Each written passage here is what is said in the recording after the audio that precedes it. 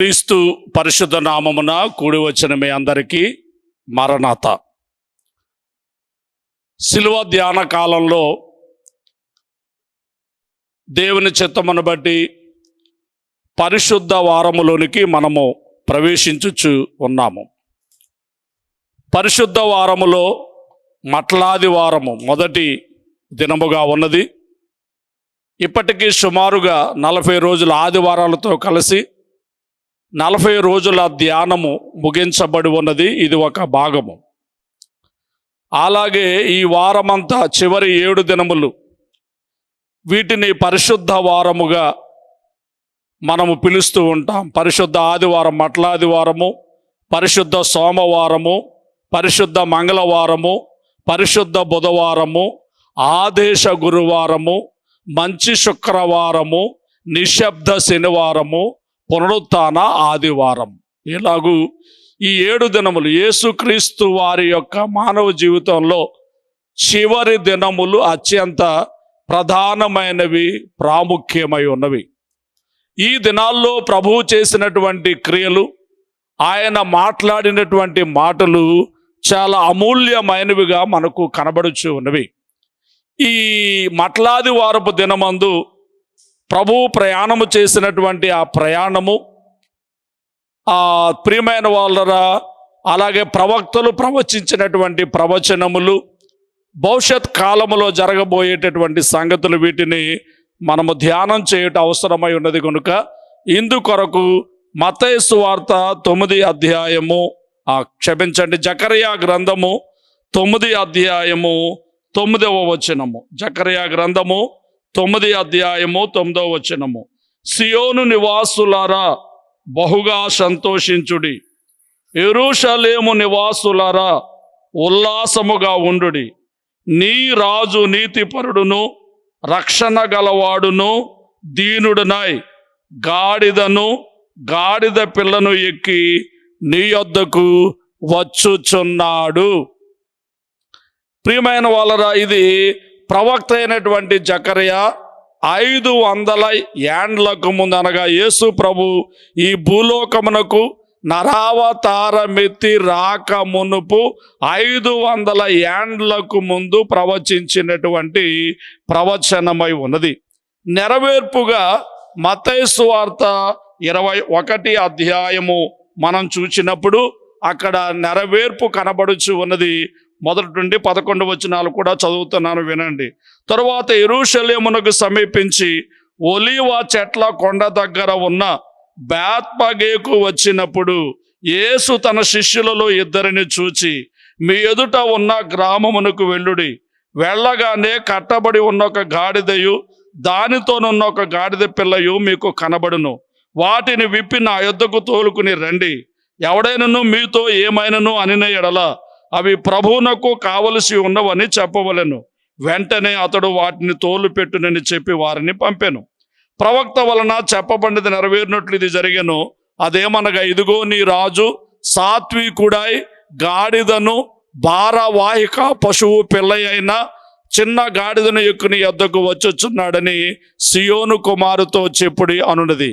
శిష్యులు వెళ్ళి యేసు తమకు ఆజ్ఞాపించిన ప్రకారము చేసి ఆ గాడిదను దాని పిల్లను తోలుకొని వచ్చి వాటి మీద తమ బట్టలు వేయగా ఆయన బట్టల మీద కూర్చుండెను.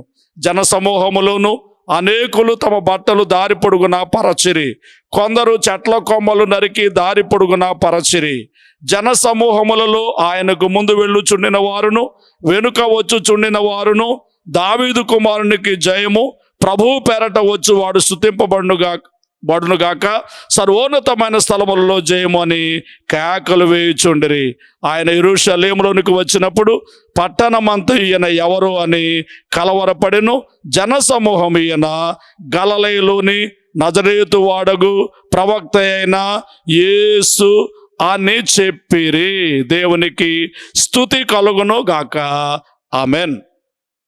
యేసుక్రీస్తు ప్రభువు వారి యొక్క మానవ జీవితంలో చివరి వారములో ఆ ఆదివారపు సమయమున జరిగినటువంటి ఒక ప్రత్యేకమైనటువంటి కార్యమును గూర్చి మనము ఇప్పుడు చదివిన వారమై ఉన్నాం. ప్రత్యేకమైన ప్రయాణమును గూర్చి మనము చదివిన వారమై ఉన్నాము. బేత్పగే బేతనియ అనే గ్రామము నుండి యెరూషలేమునకు ప్రయాణము చేసినటువంటి ఆ ప్రయాణమును గూర్చి మనం చెప్పుకుంటూ ఉన్నాం. ఈ మాటలు నేను 3 భాగాలుగా మీ ముందు ఉంచాలని అనుకుంటూ ఉన్నాను. ఒకటి, ఇది ప్రవచనానుసారమైన ప్రయాణము. 2, లేఖన నెరవేర్పు ప్రయాణము. 3, ఇది భవిష్యత్తులో జరగబోయే రాకడను సూచించే ప్రయాణము. ఒకటి, ఇది ప్రవచనానుసారమైనటువంటి ప్రయాణముగా మనము చూస్తూ ఉన్నాం. జకర్యా గ్రంథములో 9 అధ్యాయము 9 వచనాన్ని మనం చూచినప్పుడు ప్రవక్త ప్రవచిస్తూ ఉన్నాడు. ఏమని?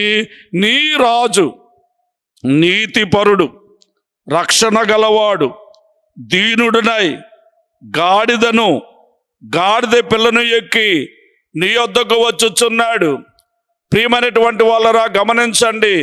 క్రీస్తు ప్రభువును గూర్చి ఆయన జన్మింపక పూర్వమే ప్రవక్తలైన వారు ఆయన జన్మమును గూర్చి ప్రవచించారు, ఆయన జీవితమును గూర్చి ప్రవచించారు, ఆయన మరణమును గూర్చి ప్రవచించారు.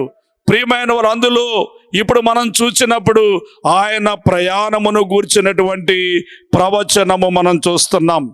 ప్రియమైన వాళ్ళరా, ఆయన గాడిద పిల్ల మీద ప్రయాణం చేస్తారు అనేటటువంటి ప్రవచనం మనం చూస్తున్నాం.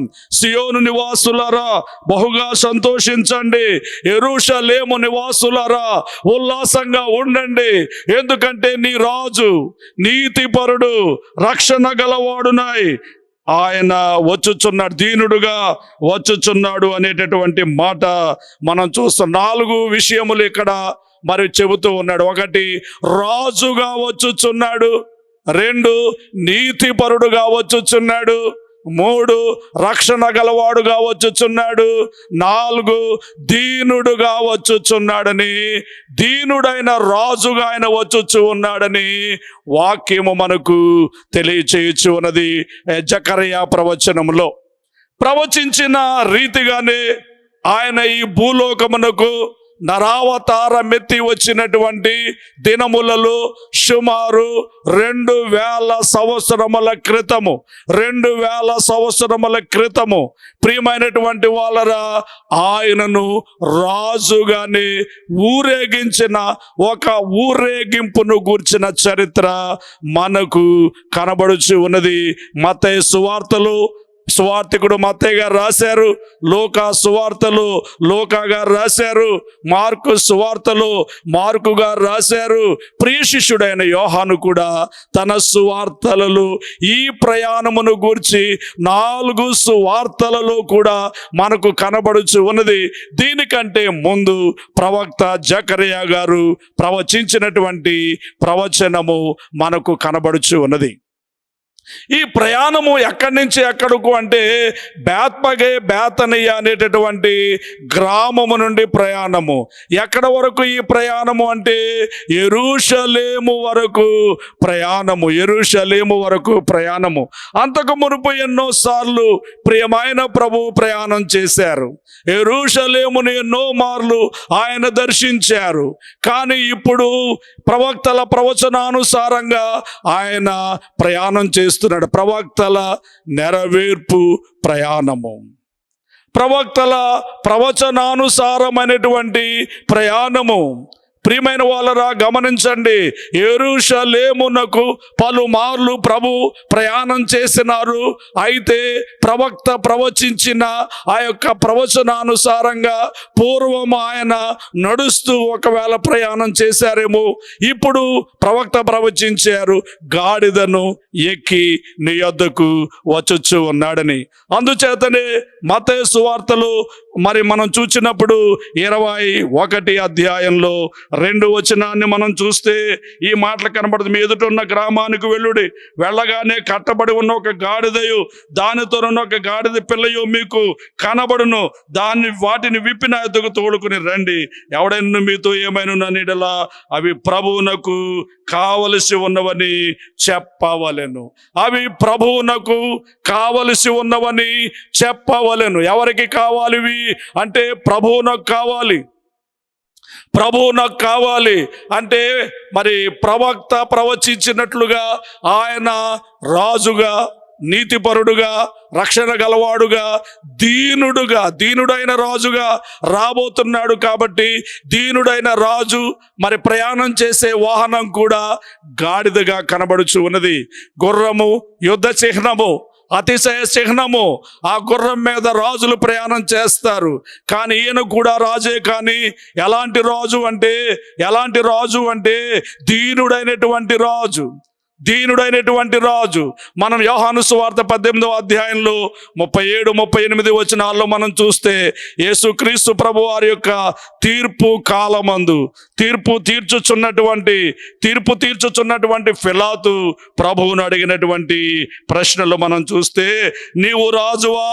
37వ వచనంలో, 18వ అధ్యాయం యోహాను సువార్త 37వ వచనంలో, అందుకు పిలాతు నీవు రాజువా అని ఆయన అడుగగా, యేసు నీవన్నట్టు నేను రాజునే.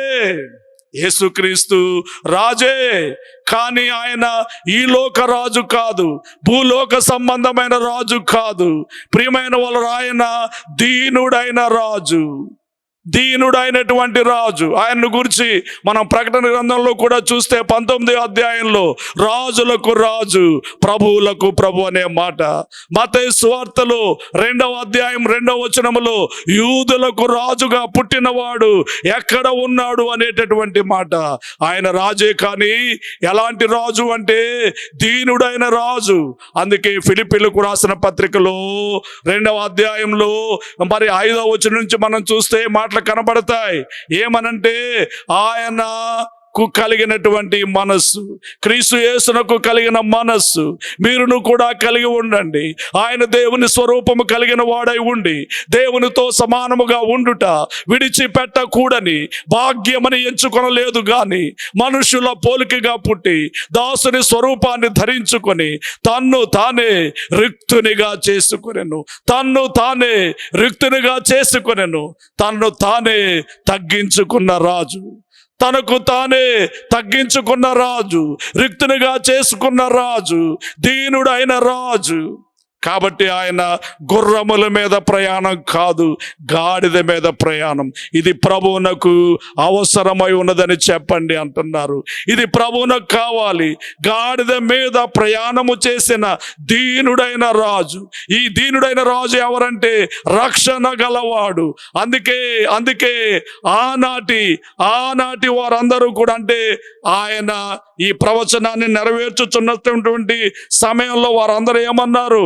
దావీదు కుమారునికి జయము, ప్రభువు పేరట వచ్చువాడు స్తుతింపబడును గాక, సర్వోన్నతమైన స్థలముల్లో జయము, హోసన్నా జయము అన్నారు. హోసన్నా జయము అంటే అర్థం ఏమిటి? ప్రభువా మమ్మును రక్షించు. ఎందుకంటే ఆయన రక్షకుడుగా వచ్చాడు, రక్షణ గలవాడు గనుకనే హోసన్నా జయము, ప్రభువా మమ్మును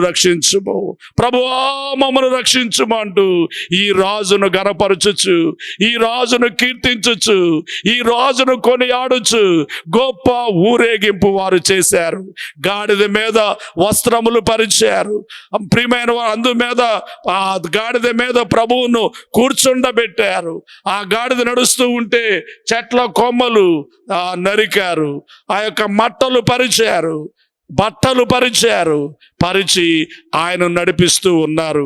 యూదుల సంప్రదాయానుసారముగా రాజు వచ్చేటప్పుడు తమ పై వస్త్రములు తీసి పరచి ఆ రాజు వెళ్ళేటట్టుగా వారు తమ వినయమును, విధేయతను కనబరుస్తారని రాజుల గ్రంథములో వ్రాయబడిన మాటను బట్టి ఇక్కడ ఈ యొక్క రాజును గౌరవించడానికి కూడా, ఈ రాజును గణపరచడానికి కూడా, ఈ రాజును కీర్తించడానికి కూడా ఆనాటి యూదు సమాజము ఆయనను గౌరవించుచు ఘనపరచుచు తమ వస్త్రములను నేల మీద పరిచినటువంటి ఆ యొక్క ప్రయాణమును మనము చూచుచూ ఉన్నాము. రాజు ఆయన, అలాగే నీతిపరుడు. ఆయన ఎలాంటి వాడంటే నీతిపరుడు. మనం చెప్పుకున్నాం, నీవు రాజు అని అడిగాడు పిలాతు, తీర్పు తీర్చే పిలాతు. అవునే, నేను రాజునే అన్నారు. ఆయన 19వ వచనంలో ఆయన తీర్పు తీర్చేటటువంటి ఆయన చెబుతున్నటువంటి మాట 3వ లైన్లో మనం చూస్తే, పిలాతు ఆయన యందు ఏ దోషమును నాకు కనబడలేదు. దేవునికి స్తుతి కలుగును గాక. ఆయన యందు నాకు ఏ దోషము కనబడలేదు. ఆయన యందు నాకు ఏ దోషము కనబడలేదు. నీతిపరుడు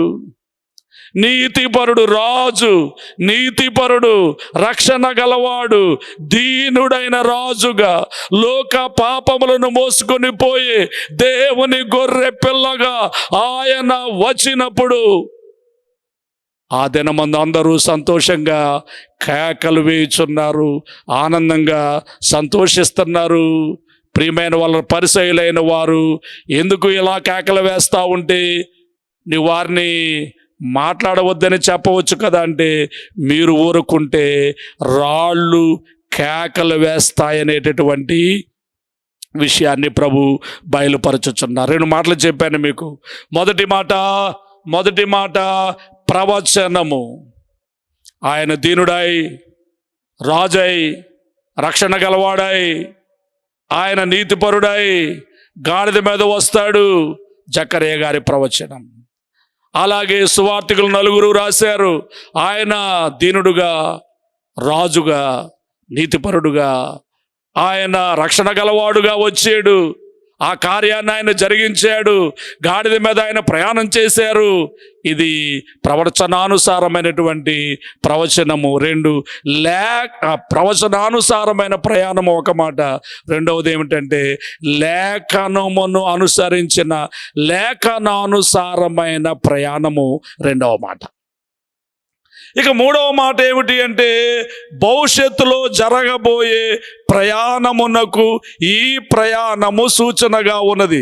జకర్యాలు ప్రవచించిన ప్రయాణము సువార్తల పాఠంలో ప్రభు యేసు జీవితంలో నెరవేరిస్తే, రాబోయే కాలములో, భవిష్యత్ కాలములో అనగా 2వ రాకడ కాలమందు జరగబోయేటటువంటి ఆ యొక్క కార్యమును ఈ ప్రయాణము సూచించుచు ఉన్నది అని దైవజనులు దేవదాసయ్య గారు నేర్పినటువంటి బోధ అయి ఉన్నది. ప్రియమైన వాళ్ళరా, గమనించండి.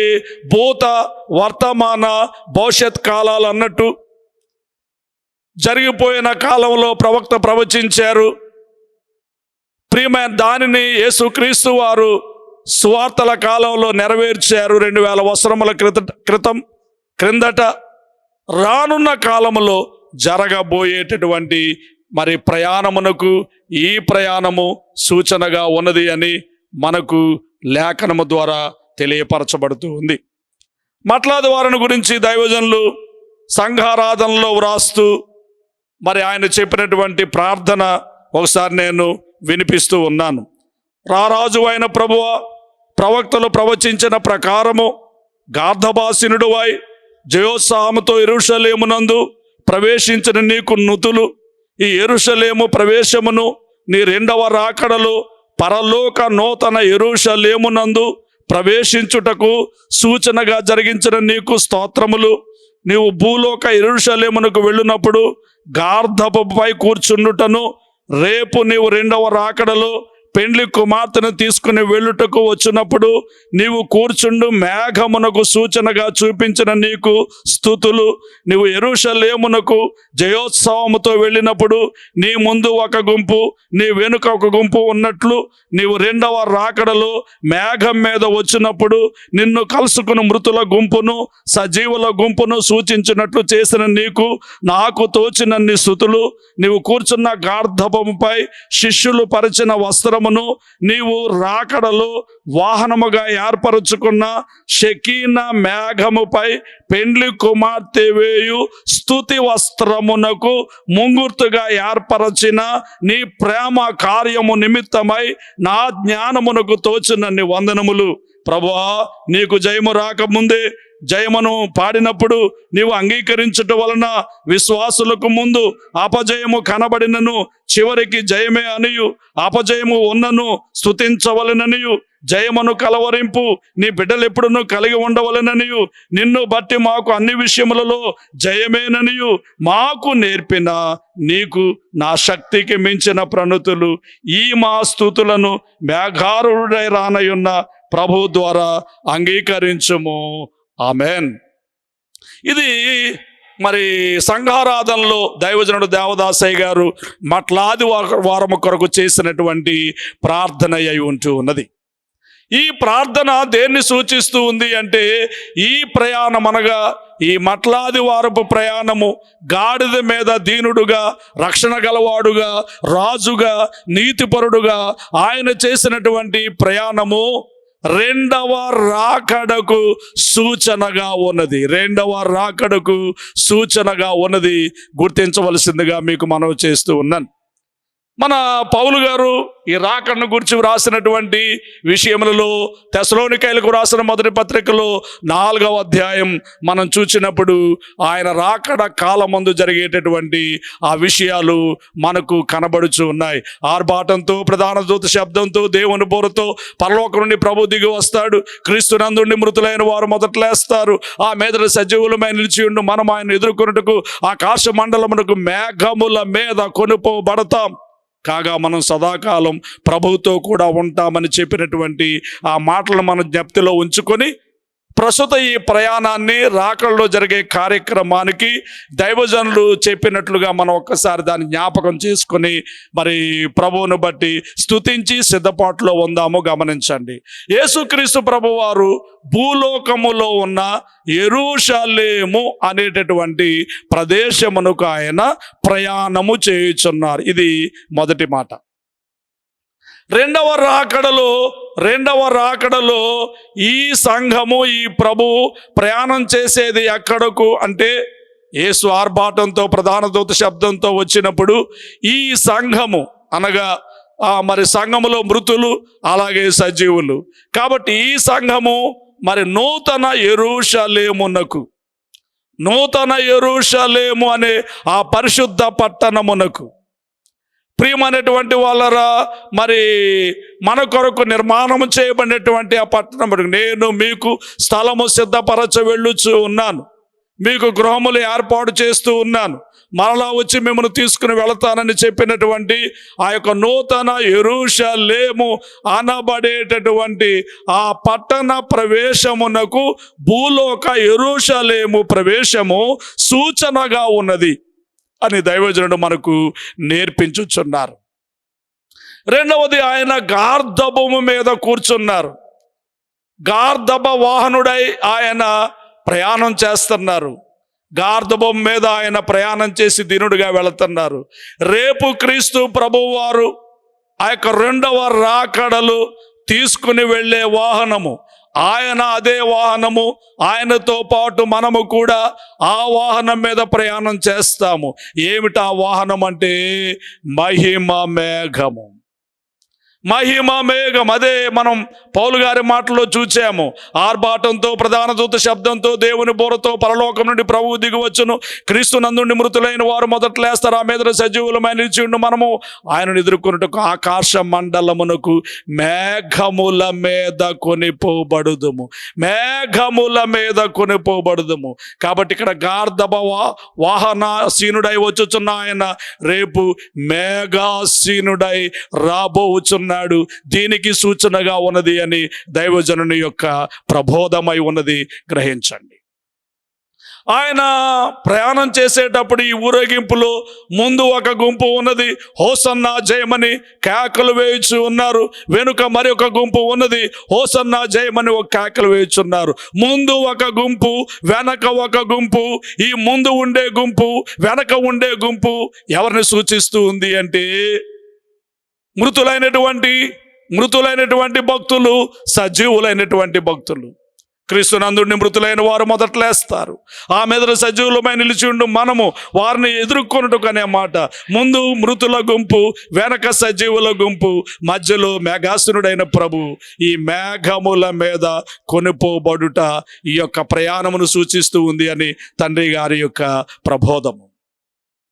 ఇక ప్రియమైన వాళ్ళరా గమనించండి, 4వ మాటగా గార్ధబముపై అంటే ఆ గాడిదపై వస్త్రాలు పరిచారు. దీన్ని దైవజనుడు ఏమని పోల్చారు అంటే విశ్వాసి దేవునికి చేసేటటువంటి స్థుతులు. విశ్వాసి దేవునికి చేసేటటువంటి స్థుతులు. భక్తుడు ఒక ఆయన పాడుతున్నారు, వరుడు యేసు మేఘం మీద వేగంగా రాగానే మేఘం మీదకి వెళ్ళి నేను హల్లెలూయా అని పాడుతాను. వరుడు యేసు మేఘములపై వేగముగా రాగానే మేఘం మీదికి వెళ్ళి నేను హల్లెలూయా పాడేదన్. మేఘం మీదికి వెళ్ళి నేను హల్లెలూయా పాడేదన్. ఈ గాడిద మీద వేసే వస్త్రాలు విశ్వాసి దేవునికి చేసేటటువంటి స్తుతులు, స్తోత్రములు, స్తోత్ర బలులు, స్తుతి బలులు అని గుర్తించాలి. ఇది దైవజనుడు చెప్పినటువంటి మాట. అలాగే దారిలో వస్త్రాన్ని పరిచారు. మన ఆరంభంలో చెప్పుకున్న యూదుల విధానము, యూదుల పద్ధతి ఏమిటి అంటే రాజు వచ్చినప్పుడు పై వస్త్రములు నేల మీద పరిచి తమ విధేయతను, తమ సమర్పణను కనపరుస్తూ ఉంటారు. అలాగే ఈ దారిలో వస్త్రములు పరుచుట పెండ్లి కుమార్తె సంఘము యొక్క విధేయత, పెండ్లి కుమార్తె సంఘము యొక్క మరి వినయము, పెండ్లి కుమార్తె సంఘము యొక్క సమర్పణ. ఇలాంటి సమర్పణ గలవారే రేపు మేఘంలో ఎగిరి వెళతారు గనుక వీరు వినయముగా, విధేయతగా తల వంచి మరి వస్త్రాలను పరిచినట్టుగా తమ విధేయతను కనబరుస్తారని మనము గుర్తించవలసిన వారమై ఉన్నాము. గమనించండి. ఇక వారందరూ చేసిన మరొక కార్యం ఏమిటంటే జయ కీర్తనలు పాడుతూ వారు వెళ్ళారు. ప్రభు దాన్ని అంగీకరించారు. పరిసయ్యులు ఏమిటిది, వారిని మాట్లాడవద్దని చెప్పంటే లేదు ఒకవేళ మీరు ఊరుకుంటే రాళ్ళు కేకలేస్తాయని అన్నారు. కాబట్టి మేఘం మీదకి వెళ్ళి పెండ్లి కుమార్తె చేసే జయధ్వనులు, సంతోషం, ఆనందం, అప్పటి వరకు కలిగినటువంటి కష్టములన్నిటి నుండి విడుదల పొంది ప్రభువుతో ఎగిరి మేఘం ఎక్కేటటువంటి ఆ ఘనమైన కార్యమును బట్టి చేసే జయ కీర్తనలకు అది సాదృశ్యంగా కనబడుచు ఉన్నదని మనం గమనించాలి. 3 విషయాలు చెప్పాను. 1, ప్రవక్త ప్రవచించిన ప్రవచన ప్రయాణము. ఆ ప్రవచన నెరవేర్పుగా లేఖనానుసారమైన ప్రయాణం 2వ మాట. 3వది 2వ రాకడను సూచించే భవిష్యత్ ప్రయాణము 3వది. 3 ప్రయాణాల గురించి నేను చెప్పాను. చివరగా ఇప్పుడు నేను ముగిస్తూ క్లుప్తంగా నేను ధ్యానం చేసి ముగిస్తూ నేను చెప్పే మాట ఏమిటంటే, నీవు ఒక గాడిద వలె,